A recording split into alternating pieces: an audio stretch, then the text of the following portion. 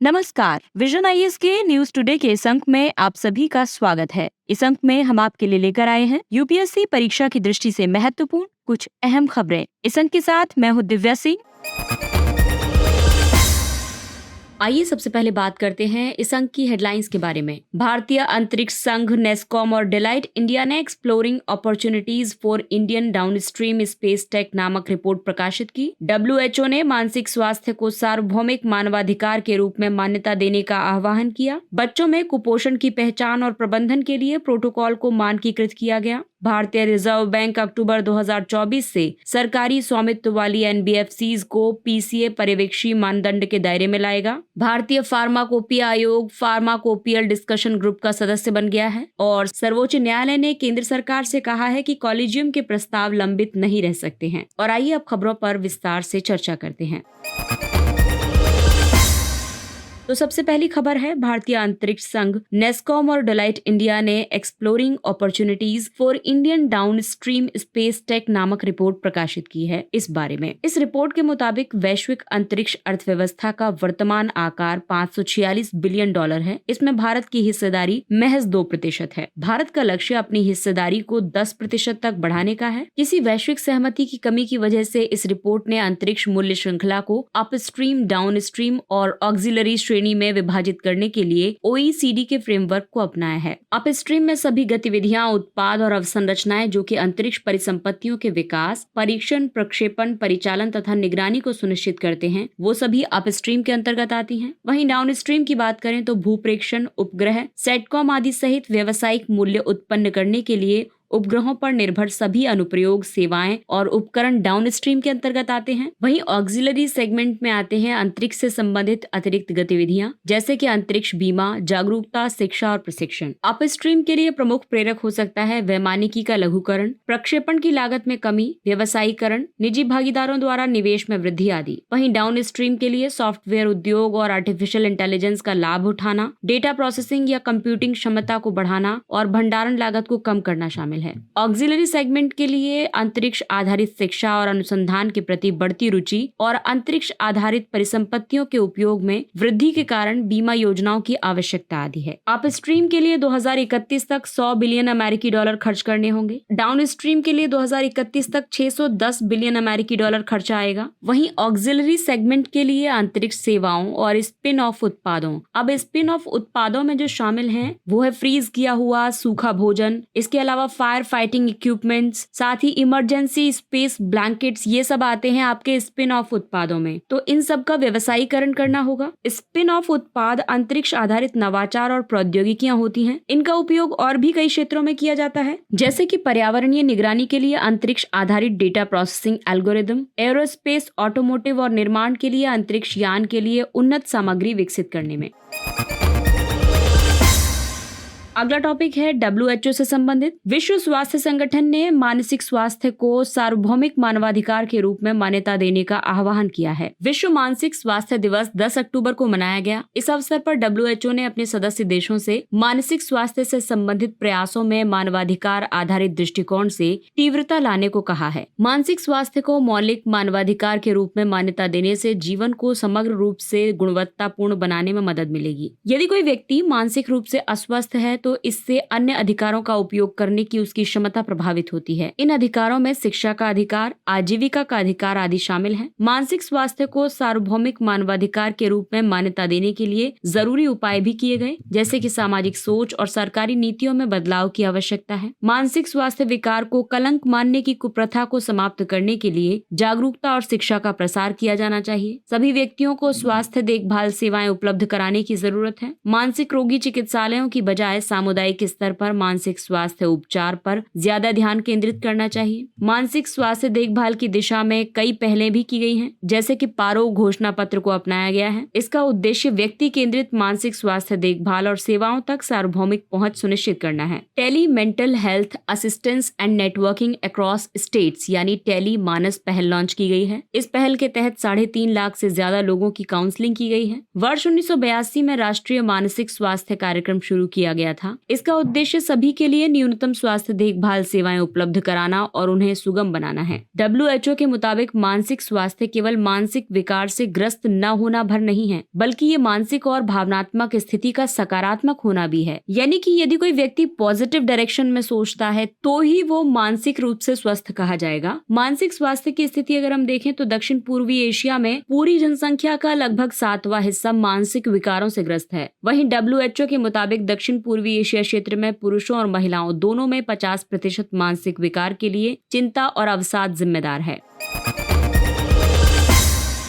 अगली खबर कुपोषण से संबंधित है। बच्चों में कुपोषण की पहचान और प्रबंधन के लिए प्रोटोकॉल को मानकीकृत किया गया। केंद्रीय महिला और बाल विकास मंत्रालय ने स्वास्थ्य और परिवार कल्याण मंत्रालय तथा आयुष मंत्रालय के सहयोग से ये प्रोटोकॉल लॉन्च किया है। ये प्रोटोकॉल आंगनवाड़ी स्तर पर कुपोषित बच्चों की पहचान और प्रबंधन के लिए विस्तृत दिशा निर्देश प्रदान करता है। कुपोषित बच्चों की पहचान और उनका उपचार मिशन पोषण 2.0 का अभिन्न पहलू है। इस प्रोटोकॉल के मुख्य घटकों में शामिल है कुपोषित बच्चों के विकास की निगरानी, एपेटाइट टेस्ट और पोषण स्थिति प्रबंधन। एपेटाइट टेस्ट में बच्चों को शरीर के वजन के अनुसार भोजन दिया जाता है। यदि कोई बच्चा भोजन का 3/4 हिस्सा भी ग्रहण नहीं कर पाता है तो उसे पोषण पुनर्सुधार केंद्र में भेज दिया जाता है। आवश्यक उपाय करने के बाद जो बच्चे विकास संबंधी जरूरी मानदंडों को पूरा कर लेते हैं उन्हें बाद की देखभाल सेवाएं उपलब्ध कराई जाती हैं। इसके अलावा है बड़ी मदर पहल। इस पहल के तहत एक स्वस्थ बच्चे की माता हर हफ्ते आंगनवाड़ी केंद्र में एक कुपोषित बच्चे की माता का मार्गदर्शन करती है। बड़ी मदर अवधारणा का प्रयोग सबसे पहले असम में किया गया था। ये आहार में विविधता लाने को प्रोत्साहित करता है और भोजन में सूक्ष्म पोषक तत्वों को शामिल करने की सलाह देता है। भारत में 5 वर्ष से कम उम्र के 7.7% बच्चे गंभीर दुबलेपन से ग्रस्त हैं।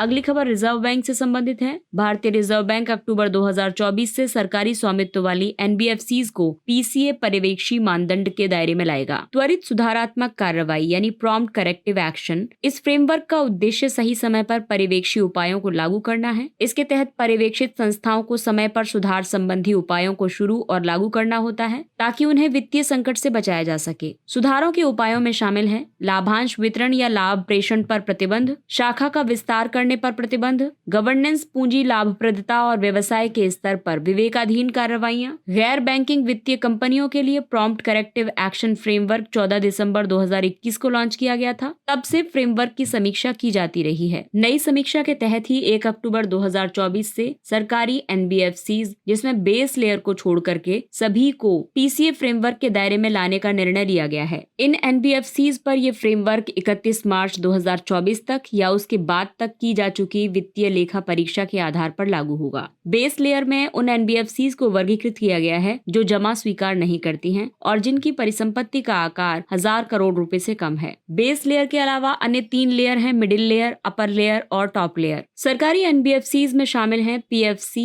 REC, IRFC और IFCI। NBFCs को PCA फ्रेमवर्क के दायरे में लाने के कई कारण हैं। वित्तीय दृष्टि से कई NBFCs का आकार काफी बढ़ गया है। साथ ही वित्तीय प्रणाली के अन्य घटकों के साथ इनके जुड़ जाने की वजह से ये अर्थव्यवस्था के लिए ज्यादा महत्वपूर्ण हो गई हैं। NBFCs कई तरह की सेवाएं प्रदान करती हैं, जैसे कि धन अंतरण सेवा, ऋण और अग्रिम, बचत तथा निवेश योजनाएं, ऋण सुविधाएं, शेयरों का अधिग्रहण, बीमा व्यवसाय, बॉन्ड हायर खरीद और चिटफंड व्यवसाय आदि।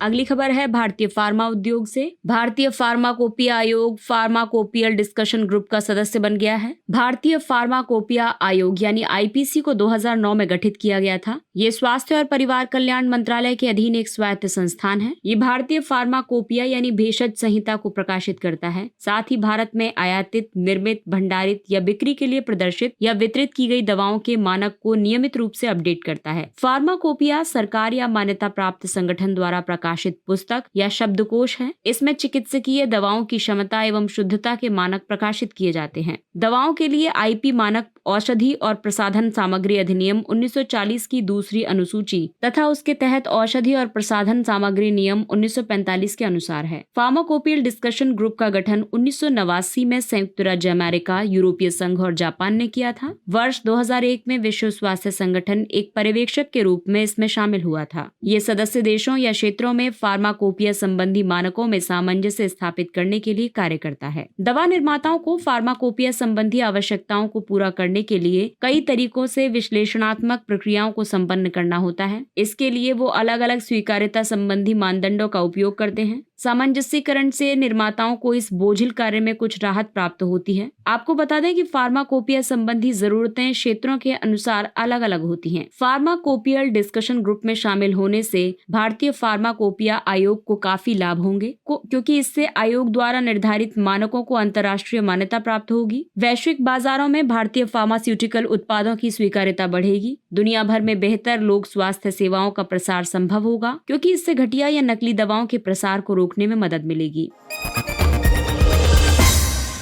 और आइए अब बात करते हैं अगली खबर की। सर्वोच्च न्यायालय ने केंद्र सरकार से कहा है कि कॉलेजियम के प्रस्ताव लंबित नहीं रह सकते हैं। सर्वोच्च न्यायालय ने कहा है कि सरकार को या तो उन नियुक्तियों को अधिसूचित करना चाहिए या विशिष्ट आपत्तियों का हवाला देते हुए उन्हें वापस भेजना चाहिए। न्यायाधीशों की नियुक्ति में केंद्र द्वारा अत्यधिक देरी के खिलाफ अवमानना मामले की सुनवाई के दौरान सर्वोच्च न्यायालय ने ये टिप्पणियां की हैं। उच्चतर न्यायपालिका में न्यायाधीशों की नियुक्ति एक कॉलेजियम प्रणाली के तहत की जाती है। संविधान का अनुच्छेद 124 सर्वोच्च न्यायालय में और अनुच्छेद 217 उच्च न्यायालय में न्यायाधीशों की नियुक्ति के प्रावधान करते हैं। कॉलेजियम प्रणाली सर्वोच्च न्यायालय के निर्णयों के माध्यम से विकसित हुई है। ये निर्णय 1981, 1993 और 1998 में 3 जजेस केस में दिए गए थे। सर्वोच्च न्यायालय कॉलेजियम की अध्यक्षता भारत के मुख्य न्यायाधीश करते हैं और इसमें शीर्ष न्यायालय के 4 अन्य वरिष्ठतम न्यायाधीश शामिल होते हैं। वहीं उच्च न्यायालय कॉलेजियम के अध्यक्ष संबंधित उच्च न्यायालय के वर्तमान मुख्य न्यायाधीश होते हैं, जबकि 2 अन्य वरिष्ठतम न्यायाधीश इसके सदस्य होते हैं। ये कॉलेजियम सर्वोच्च न्यायालय के कॉलेजियम को अपनी सिफारिशें भेजता है। न्यायाधीशों की नियुक्ति में सरकार की भी भूमिका रहती है। प्रक्रिया ज्ञापन के तहत सरकार अनुशंसित उम्मीदवारों की इंटेलिजेंस ब्यूरो से जांच करवा सकती है। सरकार कॉलेजियम की पसंद के संबंध में आपत्तियां उठा सकती है और स्पष्टीकरण मांग सकती है। हालांकि यदि कॉलेजियम उन्हीं नामों को सरकार के पास फिर से भेजता है तो सरकार उन्हें न्यायाधीश के रूप में नियुक्त करने के लिए बाध्य है। और आइए अब बात करते हैं अन्य महत्वपूर्ण सुर्खियों के बारे में। हेल्थ पशुधन के स्वास्थ्य और उत्पादन विस्तार के लिए मान्यता प्राप्त एजेंट कार्यक्रम। भारत सरकार के पशुपालन एवं डेयरी उद्योग ने झारखंड में हेल्प कार्यक्रम की शुरुआत की है। इस कार्यक्रम को शुरू करने के लिए DAHD यानी पशुपालन एवं डेयरी विभाग और ग्रामीण विकास मंत्रालय के तहत राष्ट्रीय ग्रामीण आजीविका मिशन ने एक समझौता ज्ञापन पर हस्ताक्षर किए थे। हेल्प यानी accredited agent for health and extension of live stock production. Help कार्यक्रम का उद्देश्य महिलाओं को प्रशिक्षित एजेंट्स के रूप में शामिल करके उन्हें सशक्त बनाना है। ये रोग नियंत्रण, राष्ट्रीय गोकुल मिशन के तहत कृत्रिम गर्भाधान, पशुधन की टैगिंग और पशुधन बीमा में महत्वपूर्ण योगदान प्रदान करेगी। ये किसानों के घर तक पशु चिकित्सा सेवा की उपलब्धता को बढ़ाता है और पशु सखियों को सशक्त करता है। इरडा ने बीमा वाहक दिशा निर्देश जारी किए हैं। इन दिशा निर्देशों का उद्देश्य ऐसे महिला केंद्रित वितरण चैनल स्थापित करना है जो प्रत्येक गांव में बीमा समावेशन और जागरूकता बढ़ाने पर केंद्रित होंगे। इसका उद्देश्य देश के हर कोने में बीमा की पहुंच और उपलब्धता में सुधार करना है। बीमा वाहकों के काम का दायरा गाँव में बीमा के बारे में जागरूकता बढ़ाने के अलावा प्रपोजल फॉर्म भरने, ग्राहकों के लिए KYC प्रक्रिया को सुविधाजनक बनाने, बीमा पॉलिसी जारी करने आदि तक होने की संभावना है। ये इरडा की सभी के लिए बीमा लक्ष्य को प्राप्त करने की रणनीति का एक हिस्सा है। अगला टॉपिक है संयुक्त राष्ट्र मानवाधिकार परिषद UNHRC। रूस UNHRC में दोबारा शामिल होने में विफल हो गया है, जबकि अल्बानिया, ब्राजील, चीन, फ्रांस, जापान आदि सहित 15 नए देशों को चुना गया है। UNHRC को 2006 में संयुक्त राष्ट्र के तहत एक अंतर सरकारी निकाय के रूप में स्थापित किया गया था। ये दुनिया भर में मानवाधिकारों के प्रचार और संरक्षण के लिए जिम्मेदार है। ये संयुक्त राष्ट्र महासभा द्वारा प्रत्यक्ष और गुप्त मतदान के माध्यम से चुने गए 47 सदस्यों से मिलकर बना है। इसकी सदस्यता सीटों के समान भौगोलिक वितरण पर आधारित होती है। इसकी सीटें 5 भौगोलिक क्षेत्रों में वितरित हैं। चयनित सदस्य 3 वर्ष की अवधि के लिए सेवा प्रदान करते हैं और लगातार 2 कार्यकाल के बाद तत्काल फिर से चुनाव के पात्र नहीं होते हैं। भारत वर्तमान में इस परिषद का सदस्य है।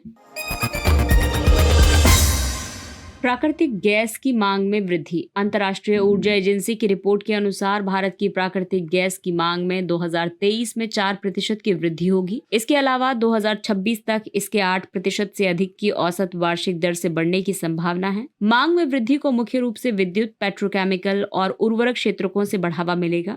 सरकार का लक्ष्य 2030 तक अपने ऊर्जा स्रोतों में गैस की हिस्सेदारी को 15% तक बढ़ाना है। भारत वर्तमान में अपनी गैस आवश्यकताओं का लगभग 50% आयात के माध्यम से पूरा करता है। अगला टॉपिक है पेट्रोलियम या पेटकोक। सर्वोच्च न्यायालय ने वायु गुणवत्ता प्रबंधन आयोग CAQM को अत्यधिक प्रदूषणकारी पेटकोक के वितरण से संबंधित मुद्दों पर विचार करने का निर्देश दिया है। पेट्रोलियम कोक या जिसे हम पेटकोक के नाम से भी जानते हैं, ये कार्बन युक्त ठोस सामग्री है। इसे अंतिम क्रैकिंग प्रक्रिया से प्राप्त किया जाता है। क्रैकिंग प्रक्रिया ऊष्मा आधारित केमिकल इंजीनियरिंग प्रक्रिया है। ये पेट्रोलियम की लंबी श्रृंखला वाले हाइड्रोकार्बन्स को छोटी श्रृंखला में विभाजित करती है। इसके उच्च कैलोरी मान की वजह से इसका उपयोग कोयले के प्रतिस्थापन के रूप में किया जाता है। पेटकोक हाइड्रोफोबिक होता है। इसका मतलब है कि पेटकोक वर्षा के मौसम में नमी नहीं पकड़ता है। पेटकोक कम वाष्पशील पदार्थ है। ऐसे में इसके वाष्प बनकर नुकसान होने की संभावना कम हो जाती है और इसके दहन के बाद राख की मात्रा भी कम बचती है। इसका उपयोग सीमेंट निर्माण, चूना भट्टी, औद्योगिक बॉयलर, एल्यूमिनियम एनोड आदि में किया जाता है। Kamlang tiger reserve. Kamlang tiger reserve Arunachal Pradesh के लोहित जिले में स्थित है। इस रिजर्व का नाम कामलांग नदी के नाम पर रखा गया है, जो ब्रह्मपुत्र में मिलती है। ये उत्तर में लांग नदी और दक्षिण में नामदफा राष्ट्रीय उद्यान के बीच स्थित है। यहाँ बाघ, हुलू, गिबन, हाथी, स्टम्प टेल्ड मकाक, हॉर्नबिल्स, उड़ने वाली गिलहरियां आदि पाई जाती हैं। वनस्पतियों में यहाँ कैनेरियम रेजिनिफेरम, अम्मोरा वालिची, गैमेलिना आर्बोरिया और टर्मिनलिया चेबुला पाया जाता है। Dancing frog. IUCN के दूसरे वैश्विक उभयचर आकलन के अनुसार पश्चिमी घाट के डांसिंग फ्रॉग सबसे ज्यादा संकटग्रस्त उभयचर प्रजातियों में से एक हैं। IUCN सूची में नीलगिरी डांसिंग फ्रॉग को वल्नरेबल तथा व्हाइट चीक डांसिंग फ्रॉग को एंडेंजर्ड के रूप में सूचीबद्ध किया गया है। इस प्रजाति को आक्रामक प्रजातियों, भूमि उपयोग परिवर्तन और चरम मौसम आदि से खतरा है। इनका नाम डांसिंग फ्रॉग इसलिए रखा गया क्योंकि ये फुट फ्लैगिंग करते हैं। इसमें नर मेंढक अपने पिछले पैरों को एक एक करके फैलाता है और नृत्य की मुद्रा में अपनी जालीनुमा पैर की उंगलियों को तेज गति से हवा में लहराते हैं। अगला टॉपिक है लियो टॉल्स्टॉय और गांधी जी। दक्षिण अफ्रीका के जोहान्सबर्ग के टॉल्स्टॉय फार्म में महात्मा गांधी की प्रतिमा का अनावरण किया गया। टॉल्स्टॉय एक रूसी लेखक थे। वे अपने लेखन में नैतिकतावादी और आत्मसंयमी मूल्य के समावेश के लिए विख्यात थे। उनके वॉर एंड पीस और अन्ना कारेनिना विश्व के सबसे प्रसिद्ध उपन्यासों में से हैं। गांधी जी विरोध के साधन के रूप में बल के त्याग संबंधी टॉल्स्टॉय के विचारों से प्रभावित थे। टॉल्स्टॉय की the kingdom of the God is with in you इस कृति ने गांधी जी को सत्य और अहिंसा की खोज के लिए प्रेरित किया। गांधी जी ने टॉल्स्टॉय के लेटर टू अ हिंदू का गुजराती में अनुवाद किया था। और आइए अब बात करते हैं सुर्खियों में रहे व्यक्तित्व के बारे में। Doctor Shambhunath day. Doctor Shambhu को चिकित्सा में नोबेल पुरस्कार के लिए 1 से ज्यादा बार नामित किया गया था। हैजा विष यानी कॉलेरा टॉक्सिन की खोज में उन्होंने मुख्य भूमिका निभाई थी। कॉलेरा टॉक्सिन बी कॉलेरा द्वारा छोटी आंत में छोड़े गए 6 प्रोटीनों का एक जटिल सम्मिश्रण है। कॉलेरा टॉक्सिन आंत की कोशिकाओं में प्रवेश करता है। यहाँ ये सोपानबद्ध अंतः कोशिका अभिक्रियाओं को सक्रिय करता है। उन्होंने ये भी परिकल्पना की थी कि कॉलेरा बेसिलस का मुख्य लक्ष्य छोटी आंत की परत बनाने वाली कोशिकाएं थी। इसके पहले रॉबर्ट कोच ने ये गलत निष्कर्ष निकाला था कि वी कॉलेरा मुख्य रूप से रोगी के परिसंचरण तंत्र पर हमला करता है। इसके साथ ही ये अंक समाप्त होता है। अगले अंक में फिर मुलाकात होगी कुछ अन्य महत्वपूर्ण खबरों के साथ। तब तक अपने लक्ष्य के लिए तत्पर रहिए और अगर आपको हमारा कंटेंट अच्छा लगता है तो इसे लाइक, सब्सक्राइब और शेयर जरूर करें। और अब हमें यानी विजन IAS की पूरी टीम को दीजिए इजाजत। नमस्कार।